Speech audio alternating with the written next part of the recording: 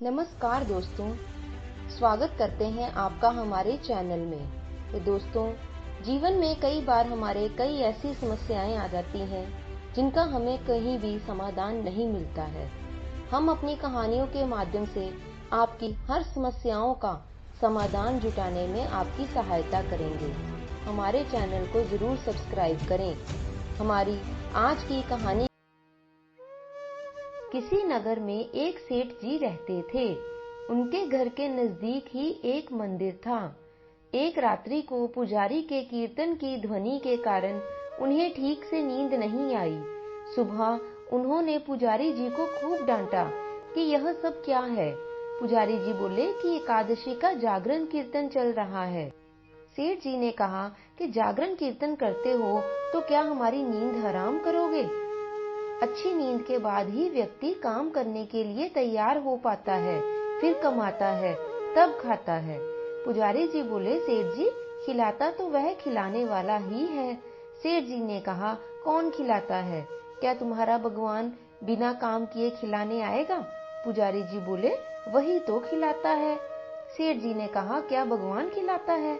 हम कमाते हैं तब खाते हैं। पुजारी जी बोले, निमित्त होता है तुम्हारा कमाना और पत्नी का रोटी बनाना, बाकी सबको खिलाने वाले सबके पालनहार तो जगन्नाथ जी ही हैं। सेठ जी ने कहा, क्या पालनहार पालनहार लगा रखा है? बाबा आदम के जमाने की बातें करते हो।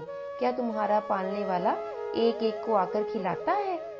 हम कमाते हैं तभी तो खाते हैं। पुजारी जी बोले, सभी को वही खिलाता है।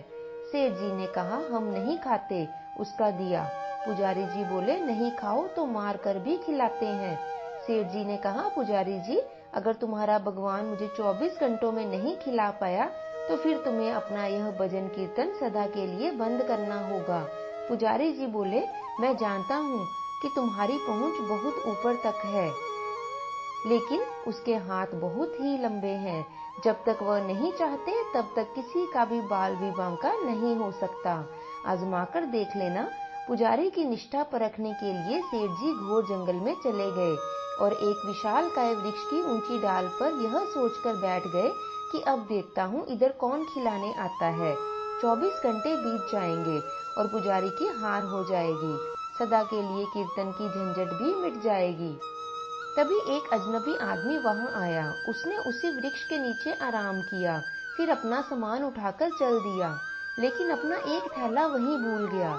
भूल गया या छोड़ गया, ये भगवान ही जाने।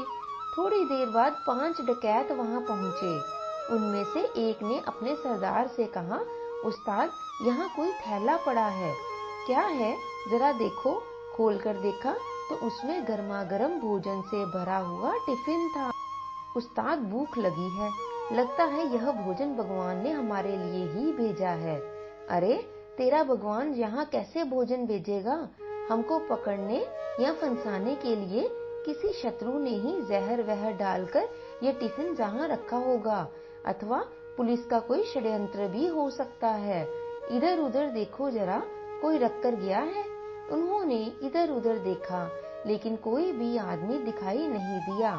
तब डाकुओं के मुखिया ने जोर से आवाज लगाई, कोई हो तो बताए कि ये थैला यहाँ कौन छोड़ गया है।